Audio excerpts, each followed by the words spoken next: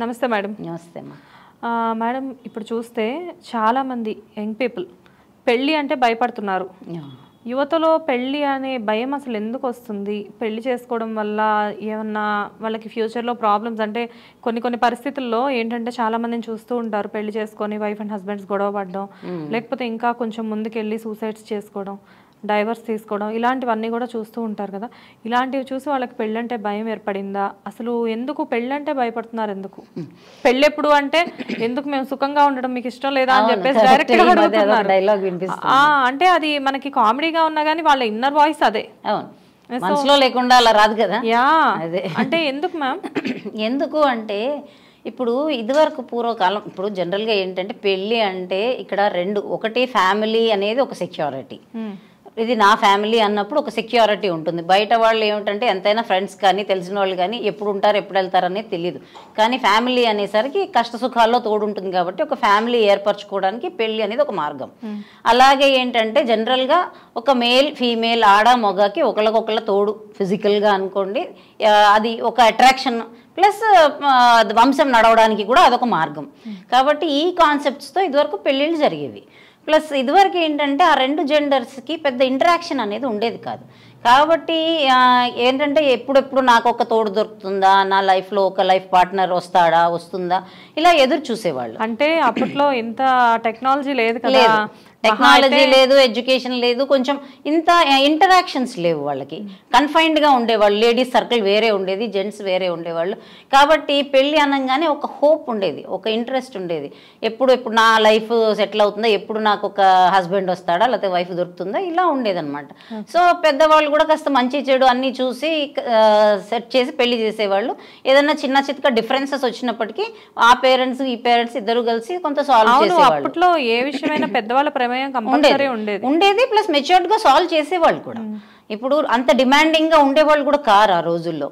అయితే అందుకని అది కొంచెం ఒక నీట్ గా స్మూత్ గా వెళ్ళిపోయింది. అంటే అప్పుడు పెద్దవాళ్ళు కూడా కొంచెం ఫ్రెండ్లీ నేచర్ తో, ఫ్రెండ్లీ నేచర్ లేదు. ఫ్రెండ్లీ నేచర్ అంటే ఆ రోజుల్లో కూడా పెద్దగా ఇప్పుడు నాన్నగారండి అనే రోజులు ఉండేవి, రెస్పెక్ట్ ఉండేది, కానీ పెద్దరికం ఉండేది. కానీ పెద్దరికం ఉన్నప్పటికీ కూడా ఇప్పుడు నాకు ఇంతే కట్నం కావాలి, లేదంటే నా కోడలు ఇంతే తీసుకురావాలి అంటే ఉండేవాళ్ళేమో, కొంతమంది లేరు. మనం సినిమాలో సూర్యకాంతం క్యారెక్టర్ చూసినట్టు ఉండేవాళ్ళు. కానీ ఎంత ఉన్నప్పటికీ అంత మితిమీరిన డిమాండ్ అన్ని చోట్ల లేవు. కొన్ని చోట్ల ఉండొచ్చు కానీ మితిమీరి లేవు. ఎందుకంటే అంత ఎక్స్పెక్టేషన్స్ లేవు. ఏమి ఇవ్వాలి చెప్పండి? ఆ కాలం కట్నం అంటే సైకిల్ దొక్కేవాళ్ళు, ఓ సైకిల్ ఇస్తే చాలు, లేదంటే ఏదో ఆఖరికి టీవీలు అవి కూడా ఉండేవి కావు, చిన్నవి, ఒక 4 గిన్నెలు ఇచ్చామా లేకపోతే ఏదో ఒక పిల్లని పంపించామా అన్నట్టు ఉండేది తప్ప. ఇప్పుడు ఏంటంటే వెరైటీ ఆఫ్ ప్రోడక్ట్స్ పెరిగిపోయాయి. సో కారు ఉందా, బైక్ ఉండాలి, లేదా కార్ కావాలి, లేదంటే ఇంకేదో కావాలి, అపార్ట్మెంట్ కావాలి, లేదంటే ఇండిపెండెంట్ హౌస్ కావాలి, ప్లాట్ కావాలి, ఇలా ఏవో డిమాండ్స్ పెరిగిపోయినాయి. డిమాండ్స్ ఎప్పుడైతే పెరుగుతాయో, డిమాండ్స్ ఫుల్ఫిల్ కానప్పుడు హెరాస్మెంట్ పెరుగుతుంది. సో ఈ డొమెస్టిక్ వైలెన్స్ కానీ, ఈ డౌరీ హెరాస్మెంట్స్ కానీ అవి అలా గ్రాడ్యువల్ గా పెరుగుతూ. చెప్పేది హెరాస్మెంట్స్ అంటే హస్బెండ్ దగ్గర నుంచి వైఫ్ కా, లేకపోతే ఇన్లాస్ దగ్గర నుంచి? ఎప్పుడూ కూడా మీరు ఏ డౌరీ డెత్ హెరాస్మెంట్ కేసు చూసినా 90% ఒక అబ్బాయి ఒక్కడే అమ్మాయిని హెరాస్ చేసింది మీకు కనిపించదండి. అవును, ఫ్యామిలీ ఇన్వాల్వ్మెంట్ ఉంటుంది. ఎందుకు అంటే మేల్ మెచ్యూరిటీ లెవెల్స్ స్లోగా పెరుగుతాయి.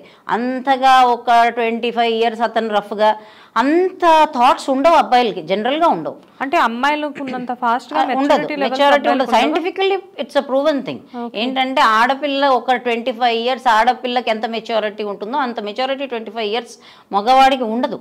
అందుకనే మనకు మ్యారేజబుల్ ఏజ్లో కూడా డిఫరెన్సెస్ చూపించేది. అంతేగాని అలాగే చెయ్యాలని ఏం లేదు. కానీ జనరల్గా ఒక 25 years అబ్బాయికి 20 years అమ్మాయిని ఇచ్చి చేస్తున్నారు అంటే అదే రీజన్. ఆ డిఫరెన్స్ ఈ 20 yearsకి మేము చాలా మెచ్యూర్డ్గా ఆలోచించగలదు. సో అలాంటప్పుడు ఇన్లాస్ వాళ్ళు ఇంకా పెద్దవాళ్లే కదా.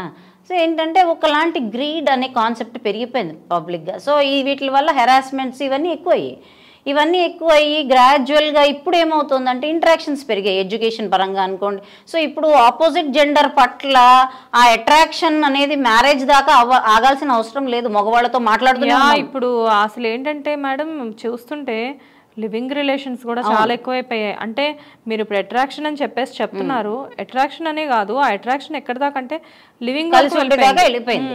అయితే కలిసి ఉండటము అనేది ఇంకా పరాకాష్ట, అది అంటే ద లాస్ట్ థింగ్. కానీ కలిసి ఉండటం పక్కకు పెడితే ఇదివరకు ఇప్పుడు అసలు అబ్బాయిలతో మాట్లాడిన ఒక అమ్మాయి ఉంటుంది, అతను పెళ్లి కొడుకు వచ్చాడు అనగానే ఇలా కూర్చునేది, సిగ్గుపడేది, భయపడేది. ఎందుకు అంటే తనకు కొత్త అంత ఎక్కువగా మేల్ ఇంటరాక్షన్. కానీ ఇప్పుడు వాళ్ళకి అది కో ఎడ్యుకేషన్ సిస్టమ్ అనుకోండి, ఎల్కేజీ దగ్గర నుంచి కలిసి చదువుతున్నారు. సో మనకి ఏదో అక్కడ ఏదో ఉంది, I should find it out అనేది లేదు ఇప్పుడు. ఇంకా ఇట్స్ ఆల్ ఓపెన్ బుక్ అనమాట, అంతా తెలిసిపోతుంది. జెండర్ డిఫరెన్స్ అంటే అదేదో అక్కడ ఏదో ఉంది, మనకి అది పెళ్ళి అయితేనే మనకి తెలుస్తుంది వీళ్ళు ఏంటో వాళ్ళు, అవన్నీ ఏం లేవు ఇప్పుడు. అంతా ఓపెన్గా అంతా తెలుసు. ఓకే, మేల్ మైండ్ ఇలా ఉంటుంది, ఫీమేల్ మైండ్ ఇలా ఉంటుంది, గర్ల్స్ ఇలా ఉంటారు, బాయ్స్ ఇలా ఉంటారు, ఇవన్నీ ఓపెన్ తెలిసిపోయాక ఏమవుతుంది అంటే ఇప్పుడు ఇంకా ఎప్పుడైతే కూడా అదేంటి ఫెమిలియారిటీ బ్రీడ్స్ కంటెంప్ట్ అంటారు. అంటే ఏంటంటే దూరంగా ఉన్నప్పుడు దూరపు కొండలు నూలుపు అంటారు, దగ్గరికి వచ్చి చూస్తే మాత్రం అది ఎలా ఉందనేది అర్థమవుతుంది.